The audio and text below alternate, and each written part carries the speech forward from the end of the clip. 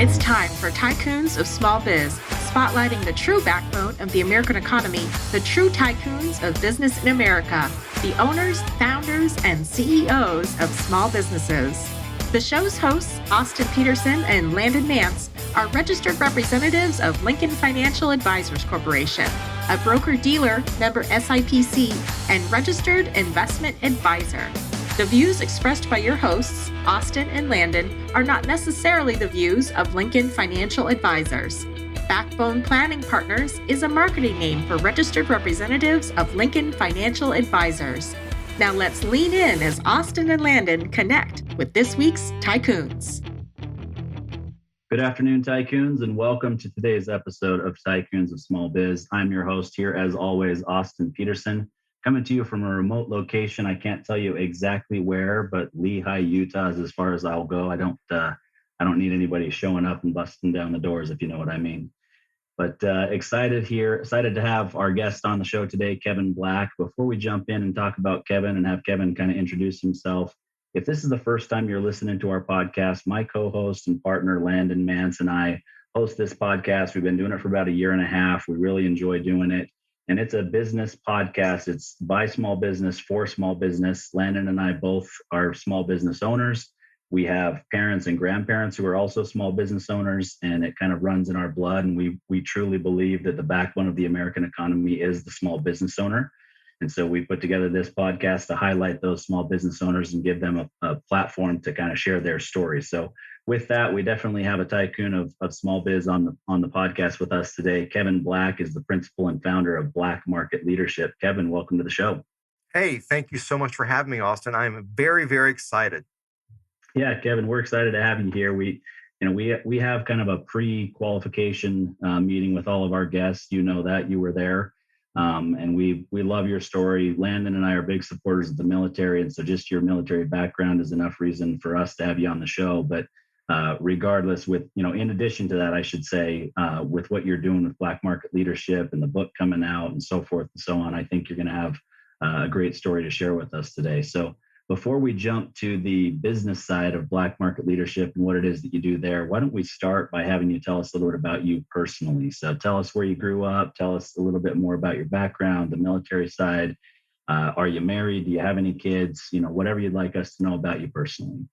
So I'm a veteran Army officer who one day read Ayn Rand and decided to do something productive with my life. And so after 4 years of military school at VMI and 6 years of active duty, really 10 years in uniform, Austin, I came to the realization I just never liked taking orders from people. So I just said, no more. I'm not working for the man. And I decided to take my knowledge and expertise of leadership and strategy, things I learned from the Army. I left as a captain, and my last job was a war planner. So I took that knowledge and expertise, and I was able to convert it for the private sector. And so I've been doing this since 2005, being a leadership expert, executive coach, but most of all, a strategic advisor. And what I do is I help leaders and teams rapidly improve their performance to help drive strategy from the ground up, especially during times of rapid growth.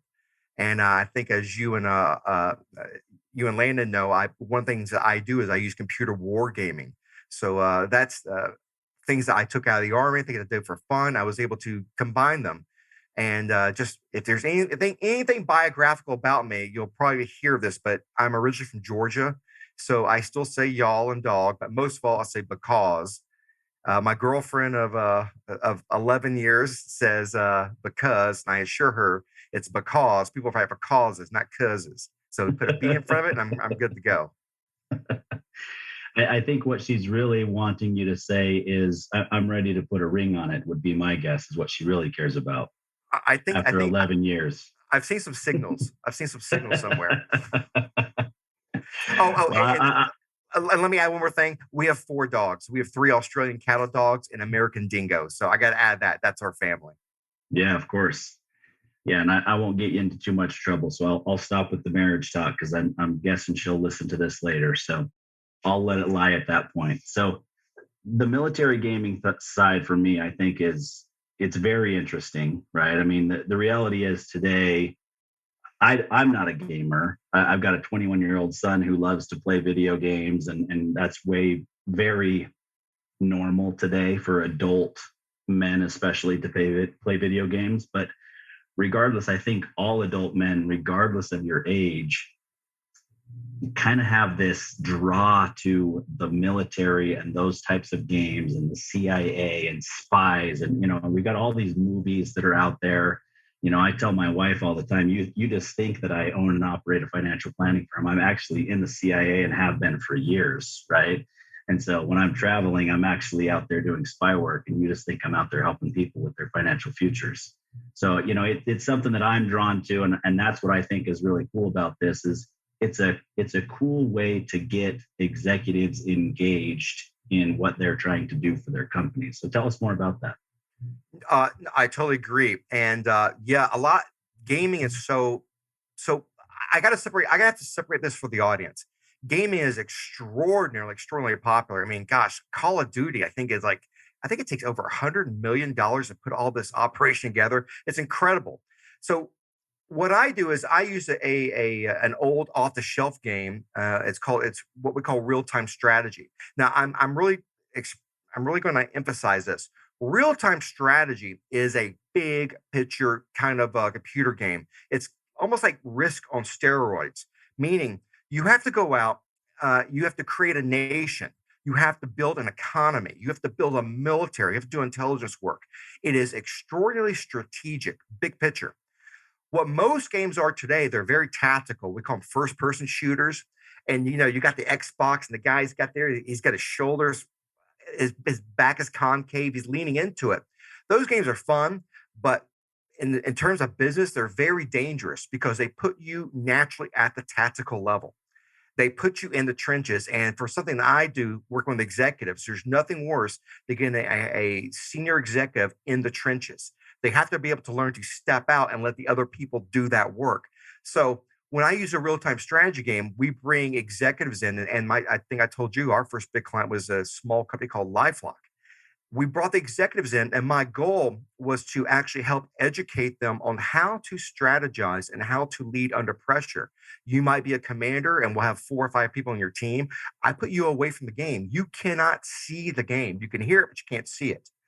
I'll give you a mission. You have to bring your team in. And what happens is you only have a couple of people playing it, but you have a staff. In essence, you're making like a big game of telephone, except you have to strategize. What's our first of all, what is our mission? I might give you a mission to capture 75% of the gold on the map. You'll find people who will put a huge amount of labor and making a plan to, we're going to put 4 armies here, this, and it's enormous. You'll find other people who will be like, you know what, we're just going to kill the enemy. We'll kill the enemy and we win. So you see people's risk tolerance. And the great thing about using that kind of model of the war gaming, as I would say, is that people's natural strengths come out. They really see how they are in the boardroom. Believe it or not, what you do in the gaming comes out. So it's a way for you. I call them Dr. Phil moments. It's like, hey, Austin, you're crazy. What are you talking? You would say, what are you talking about? I was like, look at that video behind me. And people are like, oh my gosh, that's me, because you really get to see it and experience it. So when you put people in this team dynamics and they work together under real time, you see how they communicate, you see how they plan, you see how they talk with one another, how they respond to when they lose control. All these things are so applicable to corporate America. And the great thing is when you do the war gaming, you're doing a safe environment where what stays in the, like Vegas, what stays in the room, what happens in the room stays in the room. But you can fail, you can learn from it, and it doesn't cost the organization millions of dollars. Yeah, I think it's a very unique and great way to do things. And you hit the nail on the head. And it's something that Landon and I see in our practice day in and day out, is that the leaders of the organization are drawn to and want to be in there tactically doing things rather than taking a step back and setting the strategy, because they built it from the ground up. Typically they started, so they had to do everything from the get-go, and then it's really hard to get them out. And so we talk to them. You're talking about leadership and helping them grow to the next level, which we address with our clients as well. But for us, it's really saying that's the only way that you will grow to the next level, right? If you don't step out and view yourself as an investor in this business that's providing strategic leadership, rather than the person who's doing it every single day, day in and day out, your business is going to plateau at some point. And so you've got to get them to that point where they're accepting of that and ready and willing to step back and let others do the day-to-day work. No, I totally agree. And in fact, I would say this goes to the concept of trust. But for one of the things I get to do in my work prior to the gaming is I get to do behavioral profiling. Uh, we use uh, we use the best tool out there, and it tells me three things about you. It tells me who you are. It tells me how you're role playing or masquerading, meaning the Austin I'm meeting right now may not be the real Austin. So it shows me who that person is, and also gives me a 6 to 8 week snapshot of your stress levels. So I know what's happening in your environment to stress you out. But going to the idea of trust, though, what you find is there are different behaviors who have, trust is a very general concept. It's actually more nuanced. There are certain behaviors, like myself, I'm a take charge kind of person. Trust to me is if you can get the job done. And I want you to win. Guess what, Austin? I'll take casualties. I'll take casualties, but I want you to win. There are other people out there who would cringe at that. There are some people who we call high conformists. They're about quality. This is your typical CFO or your CT, your chief and CIO or CTO, people who are about quality and accuracy and detail. To them, trust is about ensuring quality. We're not looking for a 70% solution. We're not looking for a 95% solution. We're looking for a 99%. And then there are other people also who are about they'll trust you if you make good relationships, that you make work fun, that you're not there becoming toxic. And of course, and finally, other people who trust you if you plan, if you do things right the first time. If you work with those people, those are things they're looking for. They probably don't articulate it that way, but once you do a profile, people understand who they are, then all their decision making and even their relationships, it makes so much sense. Yeah, no doubt about it. And there's not one good type of leader, I guess is the best way to put that, right? There are great leaders that have all of those different character traits that you just mentioned. It's just understanding what it is, who you are as a leader, and who the people you're leading are as people who work for you, so that you can get the best out of them and you're giving them your best as your version of a leader. I totally agree. I get people asking me all the time, "What's the secret to being a great leader?" I'm like, It's knowing yourself and knowing your team. There is no secret formula. There's no secret. There's no behavioral type which makes a great leader. The fact is, first of all, you got to want to be a leader. You have to be willing to take the responsibility, but you got to know yourself. You have to know what your natural inclinations are. You have to know those of your team, because just because I'm fast paced and I'm loud and obnoxious does not mean my team is. It doesn't mean that they want to go to that fast pace. For me, a 70% solution is fine. We'll make it up as we go. You got to know your team. Other people will cringe. They'll pull their hair out. So you got to know yourself, the team, and finally, you have to know the conditions of your mission. What are you doing?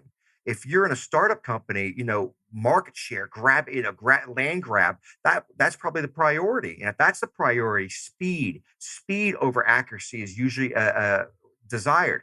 But if you're in a very mature company and you're competing on cost, I say being slow. You might say being methodical and deliberate. You see what I mean? Even the language matters. You got to know the nature of the mission, yourself and your team. If you know those things, you are very, very well placed to really be a success, I think.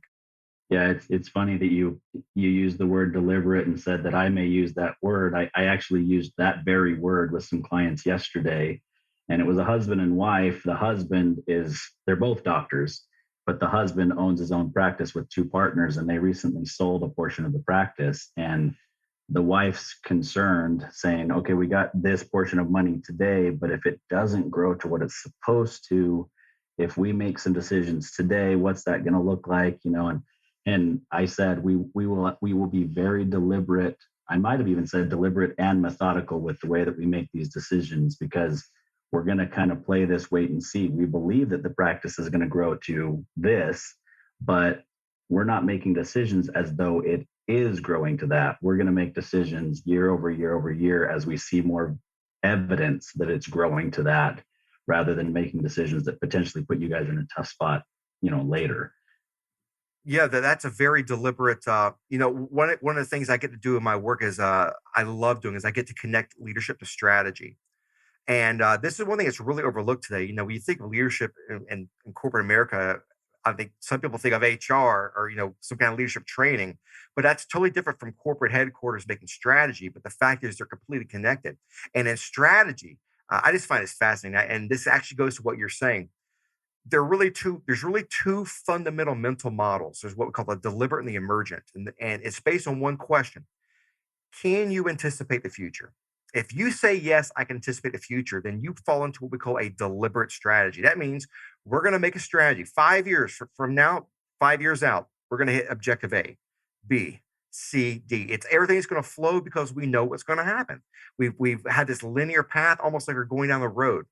And what happens is when you have that kind of mindset, you don't need leaders, you need managers, people to oversee process, to make sure we have compliance to the very details. But I think it was McKinsey who came out with a report a couple of years ago that said 90% of strategies today fail to actualize. Why? Because things change. And oftentimes you cannot anticipate the future. So that leads to what we call an emergent strategy. Instead of having that one linear lane, A through B to C, D, and E, you have instead a highway. And you have to be able to shift lanes. Now, if you're talking to someone, like you said earlier, who likes that deliberate, methodical approach, they're probably like, that sounds like you're making up on the go. I'm not paying you for that. We need a long term, and you got to realize that sometimes, especially with that emergent strategy, the value of leaders is being able to have situational decision making. Since we can't anticipate the future, we know we're going to go of this general area, this general path, but we need someone like you to make the call. Do we go to A, B, and C, or do we skip B and go to C and D? What makes sense given the conditions? And that's the real value of leadership in terms of, I say the ROI of leadership is improvisation. But there are certain behaviors out there they would say, hell no, I won't accept that. I want to know where we're going from now to 5 years from now. Exactly. Yeah. Yeah, I think people's mindsets are, some are in one camp and some are in the other camp. And it's not that either one is right or wrong.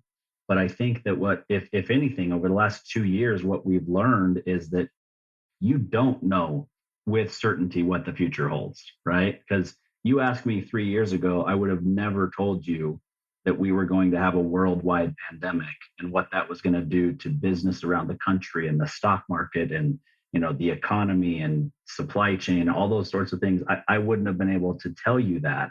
And we've seen it, unfortunately, in our country that the businesses who were so rigid and unwilling and or unable to change lanes, like you said, it have really struggled through this. And those that were willing and able to change lanes, some of them have not just survived, but they've thrived in this particular economy and what's going on with this quote unquote chaos.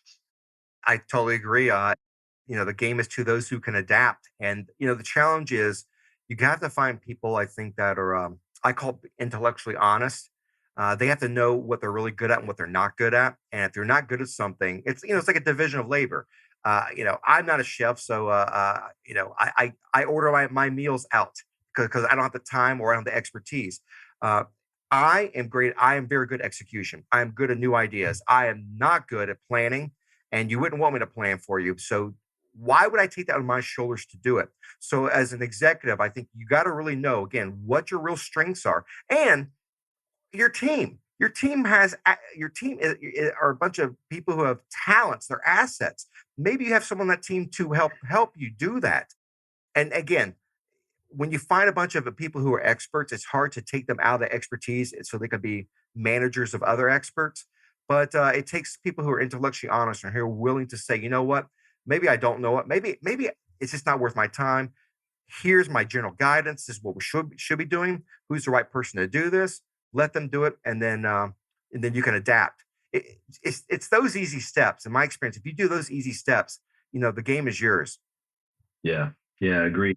I want to say it was Ronald Reagan. I could be completely off on this, but I want to say it was Ronald Reagan that said, hire smart people and let them tell you what to do rather than hire smart people and tell them what to do. Right. And so I could be off on it being Ronald Reagan, but I feel like it definitely fits with what he would have done as a leader for sure. if I remember right, I think Henry Ford had was on his tombstone. I think it said, "He who surround himself but with smarter people." I think that's actually on his tombstone. You got to do it, and again, this takes what I call adaptability. Sometimes I call it maturity.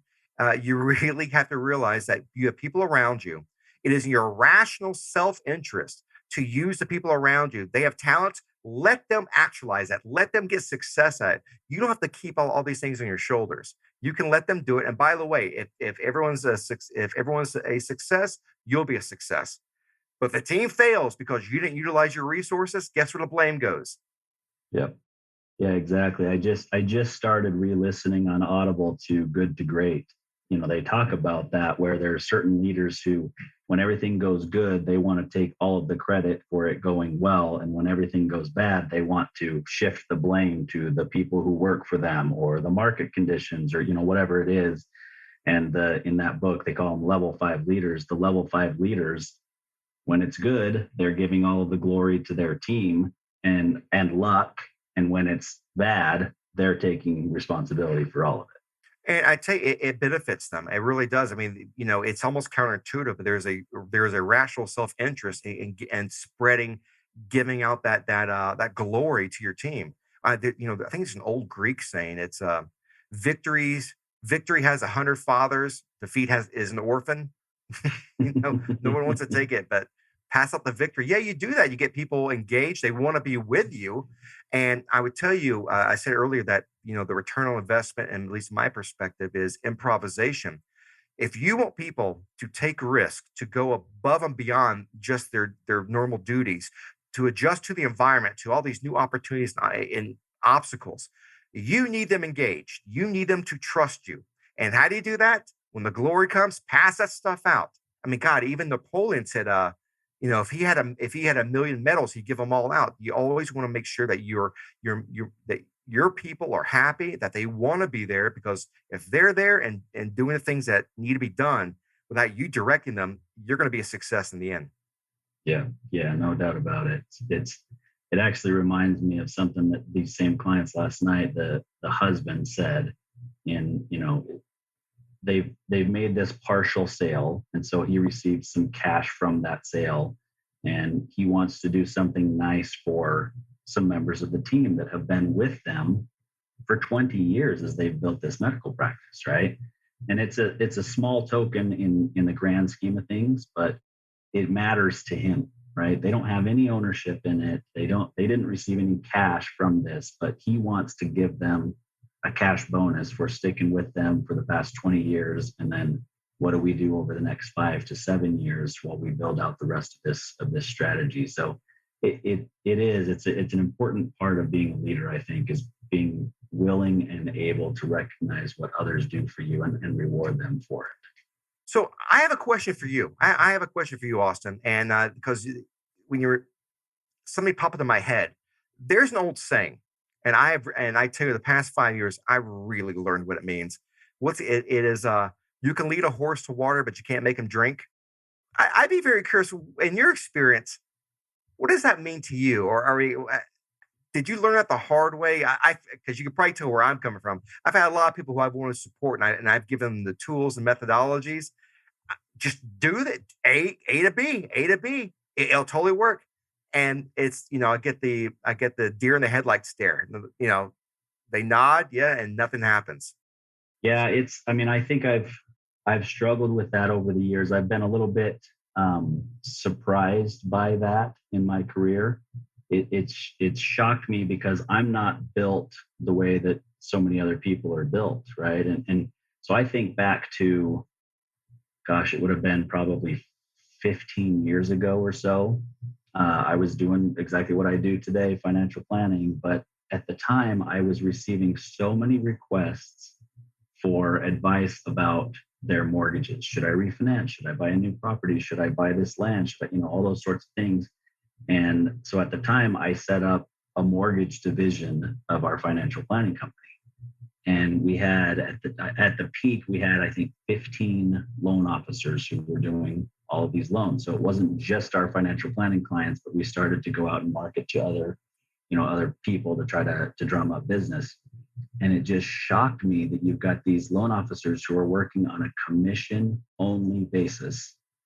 And I had to push them to make phone calls, to get out there, to do things, to close loans. And I'm thinking, the fact that you don't eat or that you don't get paid anything without doing those things, in my mind, should have been enough of a motivation, right? I led them to the water. I provided them the leads, and they weren't doing what they needed to do to go out and actually close the deals and make some money. So I think that's probably the biggest story in my career, to where I learned, you know what, everybody's not built the same way, and some people aren't cut out to be a commission only loan officer in that particular instance.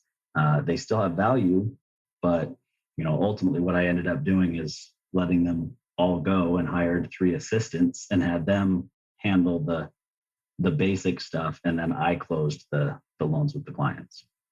That kind of that really reminds me of roles to behaviors. I mentioned earlier about doing behavioral profiling, and people have a natural, we call your natural self. That's something that's really been molded by the time you're 6 to 8 years old.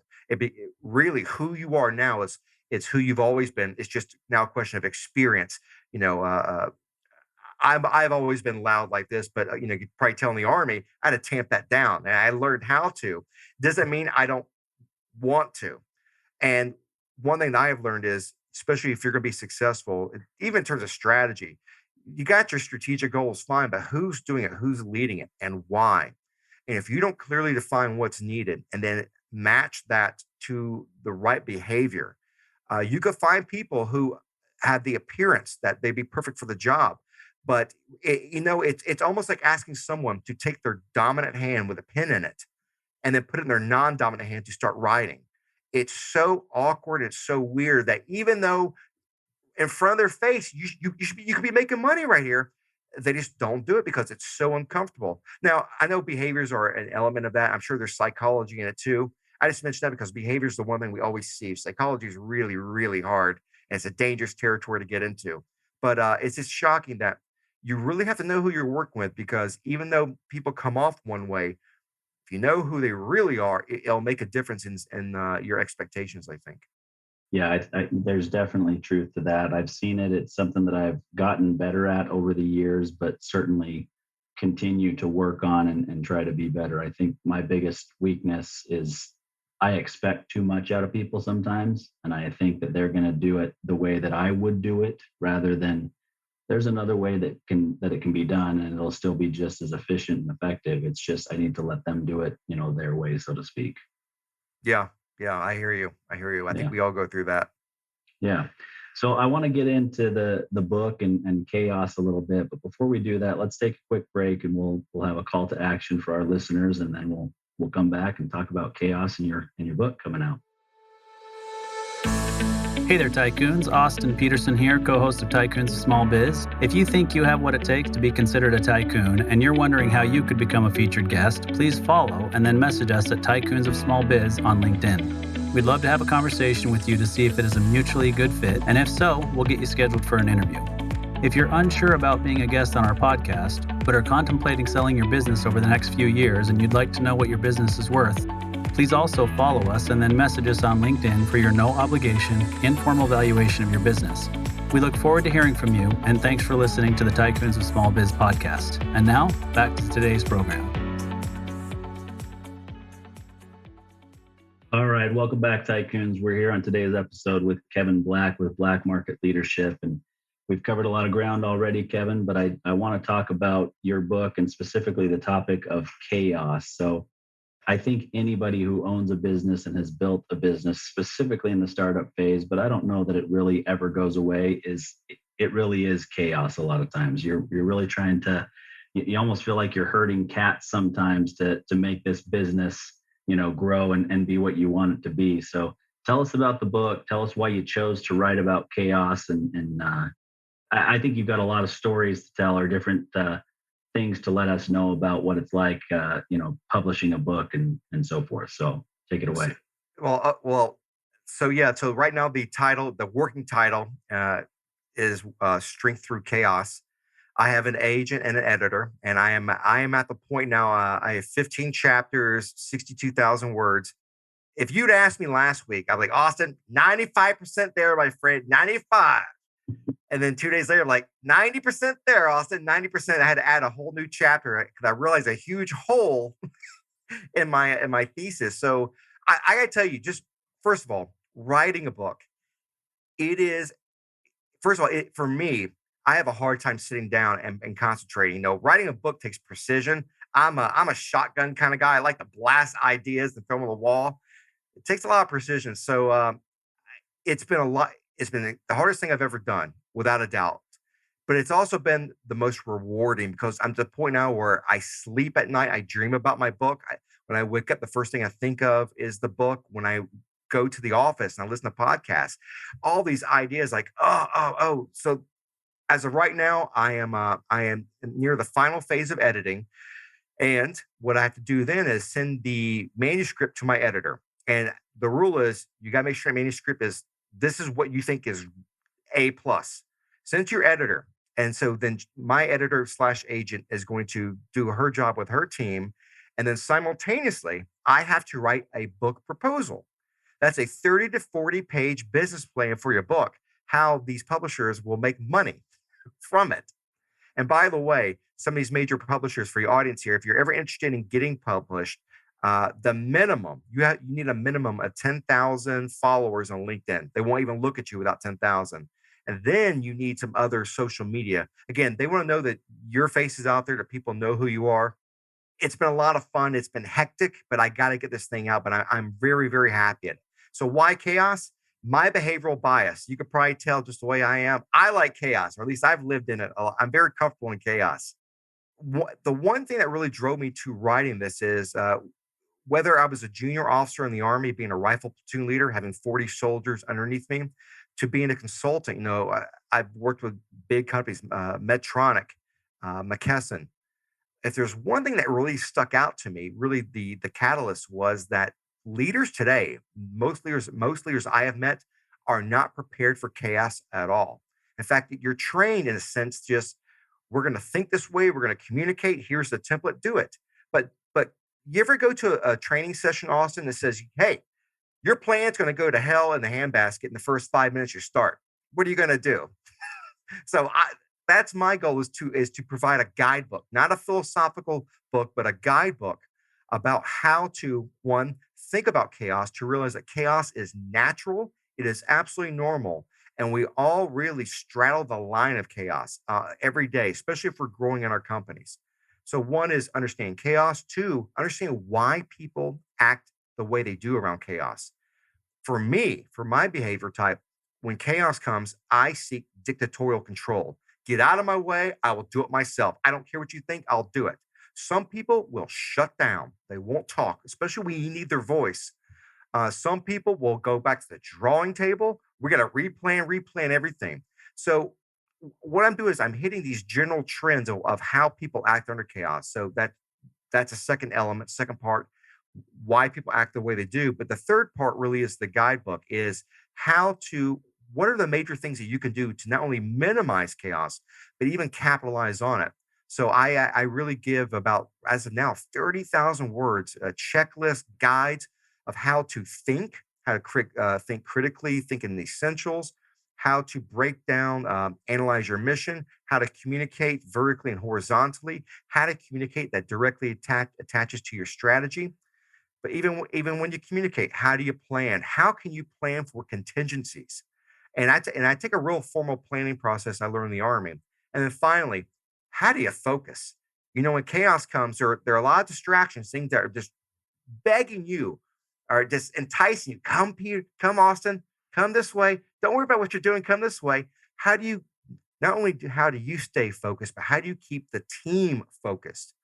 So that really, in a nutshell, is what Strength Through Chaos is. It's about knowing what chaos is, knowing why people respond to it the way they do, and what you can do to actually master that sucker. Yeah. Obviously in the military, you think about being in a firefight or, different things like that. And that's truly chaos. And you've got to stay, grounded and focused on what the mission is and what those contingency plans are that you set in place ahead of time, but then you still have to also be flexible to deviate from those, right? I would totally agree. The only thing, though, the one thing, because being a veteran, there are a lot of books out there called about VUCA. That's volatility, uncertainty. I think it's complexity. Business is not the military. That's one thing that it's kind of like a canard that a lot of veterans like to say, it's like battle. No, it's actually not battle. It's actually much more boring, much more boring. I mean, you ask any combat veteran, most battles, it's 23 and a half hours of boredom, and it's 5 minutes of actual intensity that changes your life. So I think in business, it's much more difficult because first of all, you have to create the systems, the feedback loops. You got your strategy, you're moving forward. You know, how do you know it is moving forward effectively? How do you know your people are engaging? Because remember, when uncertainty comes, and it always comes, you got the fog of war, which is the gap between reality and expectations. When you have friction, the accumulation of unwanted events, you hire Joey over there. He's your star marketer. He just quit. He's going to your competitor now. Hey, that mission's still going, Austin. You got to keep going. What do you do? And those are things that I really, really try to focus on. And in fact, I've identified as of now 13 what I call control factors, 13 real basic metrics that if you do them, you are going to minimize or reduce the effects of chaos. But a lot of companies don't. And what you find is that chaos is not just disorder, it is a pattern, a cumulative pattern of these control factors. Whether it's communication, whether it's planning, whether it's feedback loops, clarity of purpose. If you really don't hit these control factors, I have seen even objectively what I call a cascading effect. It's like skiing downhill. It gets that snowball behind you gets bigger and bigger and bigger. And what happens is the longer you stay in those degrees of chaos, the harder the choices are you're gonna have to make in the end. The more drastic they are. And ultimately, you hit the bottom. Not only are you seen as incompetent and your reputation's ruined, people are leaving. They're going on Glassdoor, just trashing you. Your brand is destroyed. So the question is, I want to provide that kind of objective criteria for companies to say, I know people over here. Austin says we're in total chaos. Sarah says this is nothing. Where actually are we? Can we objectively measure it? And to give you an indicator, if you hit these 3 or 4, there's probably a big snowball of not fun heading your way. Yeah, absolutely. I think that, that can be one of the key reasons to have some outside consultants that are involved with your company from time to time in different areas, right? Because they come in and they see it differently than anybody else does. Everybody internally sees it through their own lens, and your lens is different than my lens would be. And whoever it is, every member of the team sees things a little bit differently in the way that they view the world, but then also what their tasks are can also dictate the way that they see how the organization is doing overall. So that outside perspective can be a key factor for sure. Oh, absolutely, absolutely. And I would add one thing, that you need a strong chief executive officer. You need someone who's going to put people's feet to the fire. Just bringing in the people with the information and recommendations is one thing, but having someone to act on them is really another. And I got to tell you, this idea of people having different perspectives, and you can see even silos. I know we all experience it in small businesses, but let me tell you, if you look at history, the first Gulf War, I just read a book about it's called Margin of Victory by Douglas McGregor. Is actually my last guest on Black Market Leadership. And this guy was, if you ever watch Tucker Carlson, he's on there like every week. And he wrote a book, Margin of Victory, talk about the first Gulf War, or Iraq Part 1, as I called it. And we had the greatest military, the best soldiers, supposedly the best generals. And you have the Navy, the Air Force, and Army, not even coordinating, working with one another. It's almost like marketing and sales doing their own thing. That's just ingrained in them. They're almost like mini institutions. So you really have to have a strong leader come in. And I don't mean just, in terms of charisma, but someone who's willing to make the hard decisions. If they have to cut payroll, if they have to cut, they got to cut. But the job is to survive as an organization. And the longer you stay in those factors of chaos, the harder those decisions will become, and the greater the need for a stronger leader.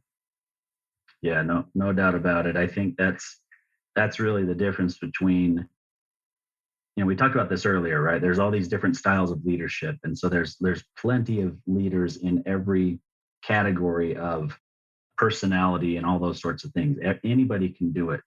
But I believe you said they've got to be willing to be a leader. And being willing to be that leader means that they're willing to make those tough decisions and to live with the consequences. That's exactly right. And it's funny. There's so many people there talking being a servant leader. Well, guess what? If you're a chief executive, you have a fiduciary responsibility. You are there to make sure that ship named after your company does not sink. And you treat your people the best you can because you need to replicate success in the end. But you have a responsibility for that organization, to the shareholders, to the people who have invested their life. Yeah, you're there. You have to win. And that's why, I did an interview about military history a couple of weeks ago and someone's asking about the Civil War. I said, if you look at the Civil War, the American Civil War, our best generals were killers. They were killers. And you couldn't say that today. Like, our generals, we neutralized the enemy. Those Yeah. guys back then would just, they would beat the hell out of the enemy and kill them. And why am I saying this? Because they recognize the nature of their profession. They're there to win wars. If you're a chief executive, you were there to ensure that your shareholders, people who again invested their life savings, their money into your organization, who's giving that trust, they get their return on investment that they're owed, that they're due. You have responsibility to do that, and if you're not doing that, you're not doing your return on investment. Yeah, no doubt about it. So you mentioned the podcast that you've got going, Black Market Leadership, and your most recent guest. So tell us a little bit about the podcast. What's the audience like, and how does it relate to what you do as a company? So Black Market Leadership. First of all, I got to tell you that I could not believe I got the name trademarked.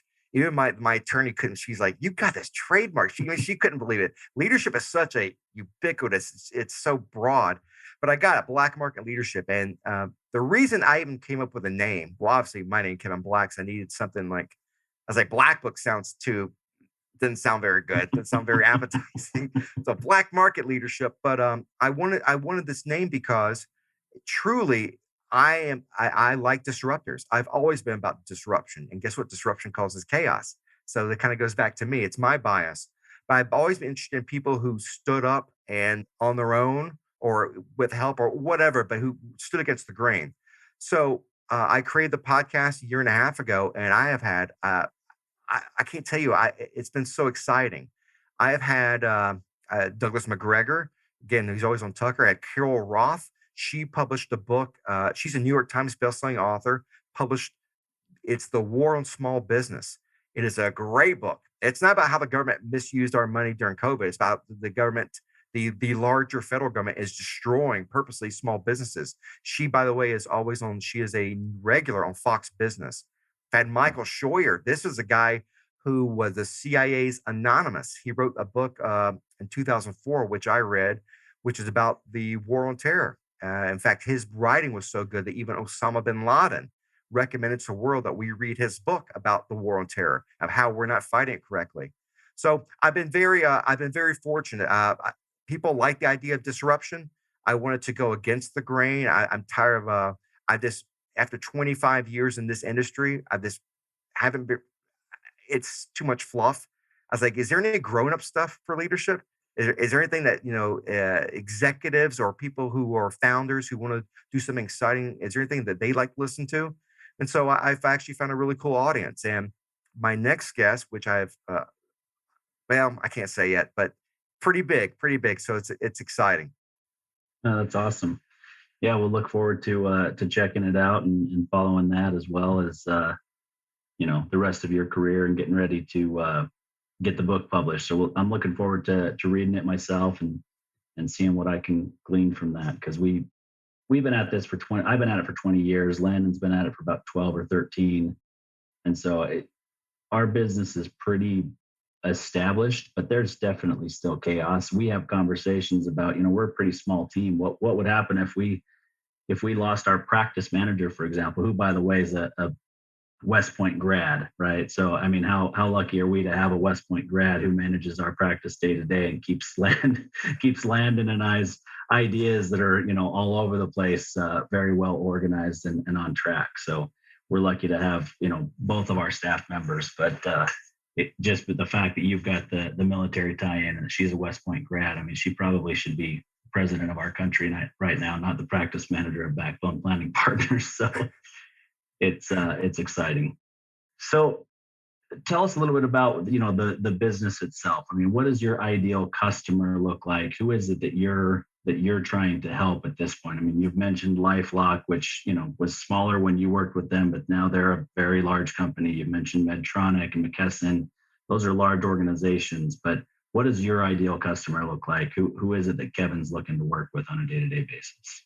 Well, I actually have, again, thank you for the question. I appreciate it. Thank you for the interest too. I trust me, I can't wait to get this book out of my head and on paper. Good Lord, get it out of here and get it published. Because of COVID, I learned to adjust. So I actually have two customers now. Right now, I'm a strategic advisor. So I do the gaming as an executive workshop to align your executive leadership team. I work with rapid growth companies. Those are the companies I really enjoy working with because guess what? Lots of chaos. And I'm like, hey, I got a tool bag, guys. I got a tool bag. We can do this. So I put them through the workshop and do the behavioral profiling. And then we take that template from the gaming and actually apply it to their actual corporate strategy. And it's a lot of not just fun, but it's extraordinarily helpful because when you put everyone in the same simulation, you're seeing and hearing the same thing. You have a central reference point. And I got to tell you, that's a really, really big issue. In the military, no matter where you come from, you go through basic training, right? You have the same experiences. Especially as an officer, you get the same kind of training. Literally, you and I could be X and Y, completely different people, but we learn to speak the same language. We learn to think the same way. And I don't mean necessarily uniformly, but if you say attack, I know what that means versus a defense or an assault. We even know, like if you're in that kind of position, this is what you're going to do. So when you take that kind of common education, it's much easier to work with one another. That is not true of corporate America because you bring people in with completely different backgrounds. So when you have the wargaming, when I work with these executives, it allows people to speak the same language, to actually visualize what it looks like to drive forward and not be distracted, to hit those strategic milestones and how to map it out. So one bucket of my clients are rapid growth companies. I've worked with the company now that was 7 years ago, 20 million in valuation now, or revenue. Now they're 120. So they're really growing. But the other thing I do is I have blackmarketleadership.com. And during COVID, I was like, hey, everyone's doing stuff online. I really can't do the workshops online. So how about I make videos? I make some training videos and educational tools, and I have a subscription-based resource. So that's what I do. Right? As of now, we have 50 hours of material, of downloadable material, and I have new certifications coming out. It's a lot of fun. And the one cool thing about working with Black Market Leadership, my client are really emerging leaders, managers. Basically, hey, you want to be an executive? Do this now. Do this now, and get your education that hopefully you'll get in 20 years from now. But one of the cool things I get to do is I get to analyze Netflix movies and series. I call tailored coaching. And instead of reading a business book, we actually go through and analyze these movies. And I tell you, besides the gaming, I have never had such a higher engagement score. People love watching these series and picking apart, dissecting characters like, oh my God, that's John. I work with that dude. I know exactly what that is. And by doing that, you get the emotion, you get the feeling, and it really teaches you, I can take this material, it's totally applicable, and I can take it to work and actually have fun doing it. So I hope that answers your question. Yeah, no, absolutely. I think back to when I went to business school and I got my MBA, and I went through an executive MBA program. So I was owning and operating my business at the same time and was able to kind of implement some things that I would learn the night before the very next day. Or, I do the same thing with my Vistage groups now. And so I'll go and meet, in Vistage and then implement something the very next day. But most people don't have that luxury in business school. And so, you go for a couple of years and then you've got the degree, but then trying to implement it later doesn't work as well. So these types of things that you're talking about, whether it's watching a Netflix series or a movie or whatever to learn certain things and then implement them the next day, not to disparage our educational system, but I think that it's a better way to learn and implement in business than going and getting an MBA personally. Oh no, please disparage it. Please go ahead. I'll disparage it. I remember I did the MBA, and I did a course on entrepreneurship, and I remember telling the professors like, hey, and this professor was this gentleman who had been previously a success, I think, and I had said to him, I was like, hey, we should be watching Shark Tank. And I felt like I think I offended him. He's like, why? I'm like, look, these are pitches. Look how they're doing it. And people can see the response. You go up there with an idiotic idea, they're going to laugh at you. They don't tell you in an MBA course. So Yeah. Watch it. And I got to tell you, the one thing about doing tailored coaching is it's been so much fun because one is there are movies out there which are, they're categorized as leadership movies. Like I watched Miracle with Kurt Russell. Fun movie, really bad script. And it's about one dude. You don't get to see a team member. So I'm like, I was yelling, 1980s, we were beating the dirty commies, but it had really little value. But you're going to laugh. Probably the greatest show that I have seen that I did a 20-hour dissection of it with a partner of mine was The People versus O.J. Simpson, the series on Netflix. It's called American Crime Story, People versus O.J. You want to see lessons and behaviors and strategy and team dynamics, the prosecution, which takes that deliberate strategy that you and I talked about. You got the dream team, the defense, these are all the type A guys. And the assumption is they're going to eat each other up. Oh no, they have inner chaos. They argue, but boy, they come to an agreement and they're flexible, they're agile. They make mincemeat of the prosecution. And to just watch these personalities go back and forth, you see this every day. And it's fun. It's engaging. It's not reading a business book. You know what I mean? Yep, absolutely. I think anybody in America could say if it doesn't fit, you must have quit, right? And you got to watch the scene how he came up with it. It's beautiful. And okay, so I got to add this in. Going back to behaviors, when you watch the prosecution on Marsha Clark, she is focused on the facts of the case, because to her, the facts will sell. But I had a friend once tell me, facts tell, stories sell. So when you watch Johnny Cochran come up with this, he's talking to regular people. And he's talking as if he's in church. And you realize the impact. I mean, if you're talking to a bunch of engineers, maybe those facts, the way Marshall was doing it, would have been good. But he's talking to his jury, a regular Joe out there, and he hits it. He hits the nail on the head. Great example of making the right message to the right audience. And you see the ramifications, what happens. Yeah, no doubt about it. I think we could talk about that forever, or just, really the approach that you guys take. So I really appreciate the conversation. I appreciate what you brought to the table today, your enthusiasm, the energy that you brought, which obviously makes it much easier as a podcast host. So I appreciate that. So I'm going to leave it with you to say, just reiterate where it is people can find you if they're in the market for what it is that you do. Well, I appreciate that. And please, LinkedIn, I'm on LinkedIn. So Kevin Black, 1999, you'll see I got the, you'll notice my photo. It's anyway, red background. I'm sure you'll find it on the bio here. I have 2 websites. If you're interested in learning more about potentially aligning your team and getting ready to be disruptive or to overcome chaos, check out my website, kevinblack.co. That's .co, not com. That's the country singer. kevinblack.co. And then there's, of course, blackmarketleadership.com. Check it out. For a subscription-based company or business, you get a lot of material. I usually interact 2 hours a month. We have events.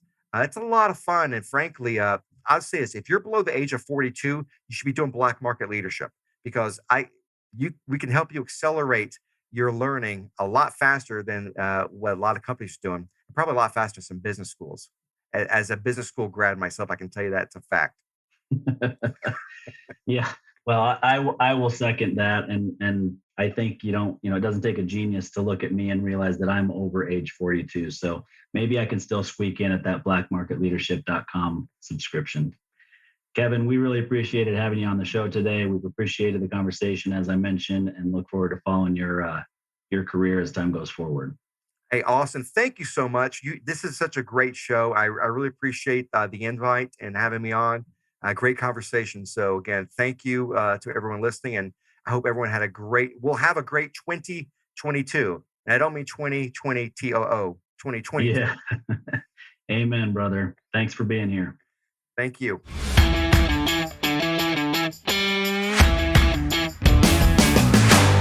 You've been listening to Tycoons of Small Biz, proudly hosted by Austin Peterson and Landon Mance.